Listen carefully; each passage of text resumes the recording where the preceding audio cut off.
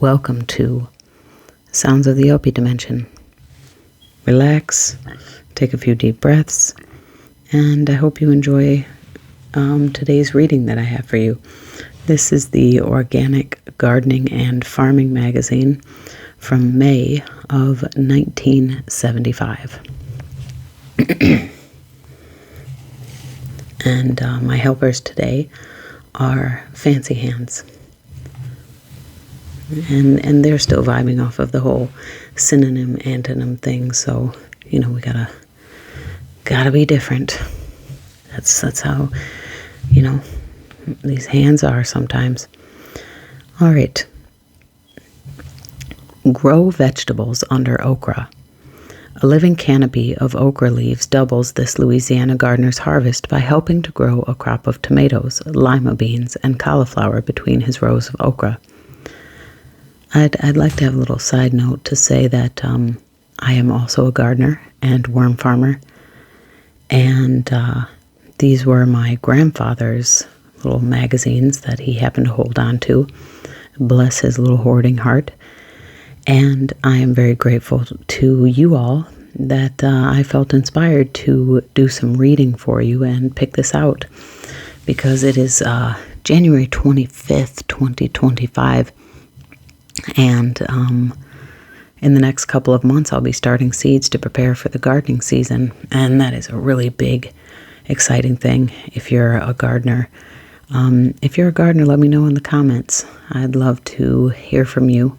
And you might be interested in my other channel if you, if you're into gardening. But anyways, this kind of excites me. I just want you to know that grow vegetables under okra. I've grown okra the last 2, maybe 3 years. Last year was the first year that I really grew a bunch of okra plants. So this is really excellent. I'm really, really excited to be reading this to you. So Grow Vegetables Under Okra by John S. Fontenot. I'm going to assume that it's actually Fontenot. In a small garden, a variety of vegetables can be planted with okra for increased production and, in some cases, protection from a scorching sun. We found this out by accident 2 years ago when we planted 2 long rows of okra on one side of the plot. Our garden was smaller than it is now, and we had run out of space to transplant some 20 tomato plants we had left over. So I filled the aisle between the 2 okra rows with all the compost I had, and then set the tomato plants. The result was a jungle of vegetation, and for a while we feared the compost was too rich for the tomatoes. But as it turned out, we harvested as much okra daily as we ever did, and the tomatoes, when they started producing, were hauled in by the wheelbarrow load.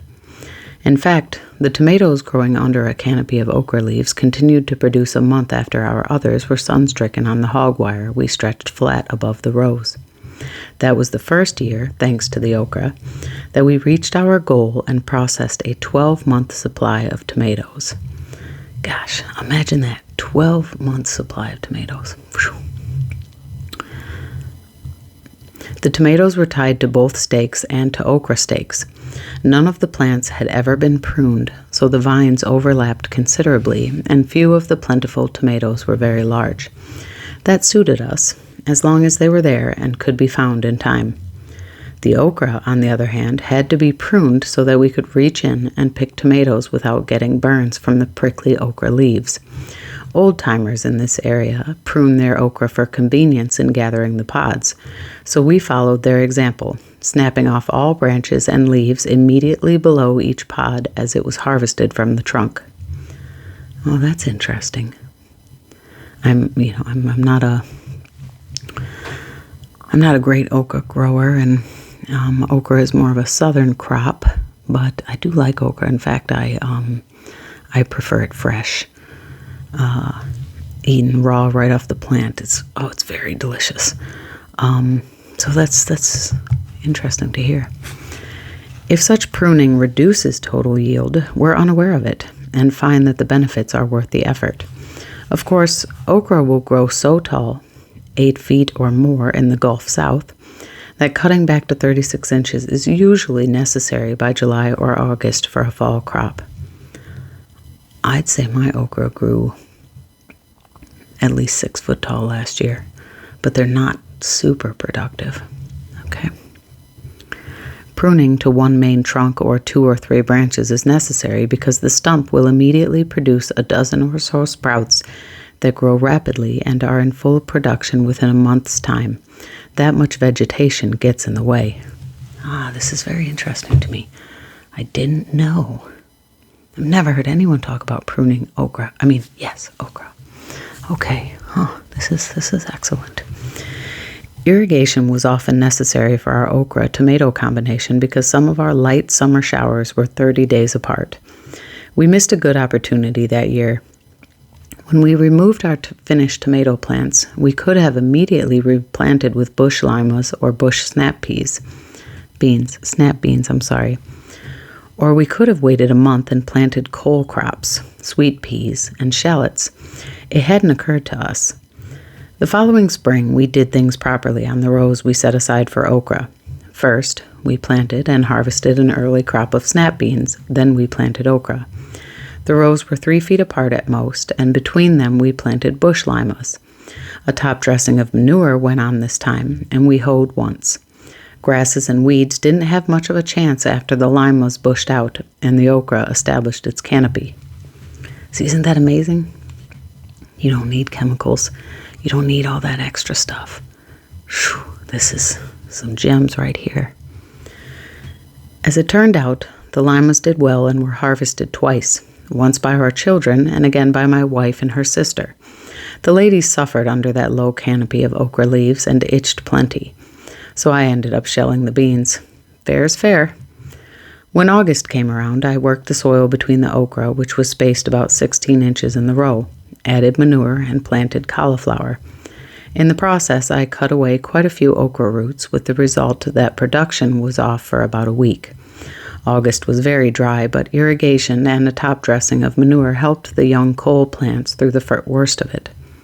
We had 3 short rows of okra in another section of the garden too, and I hadn't planted anything under it there, so I worked those rows and planted fall cucumbers and later sweet peas. I've been growing sweet peas for years now and succeeded only once. My luck hasn't changed. I grow sweet peas. They're wonderful. Wait. I think I'm thinking of something else. Anyways, I made only a light crop of sweet peas, and all the cucumbers died after making their first blooms. Oh, that's really a bummer. I suspect one or another of the wilt diseases we have to endure, and we'll try planting with okra again.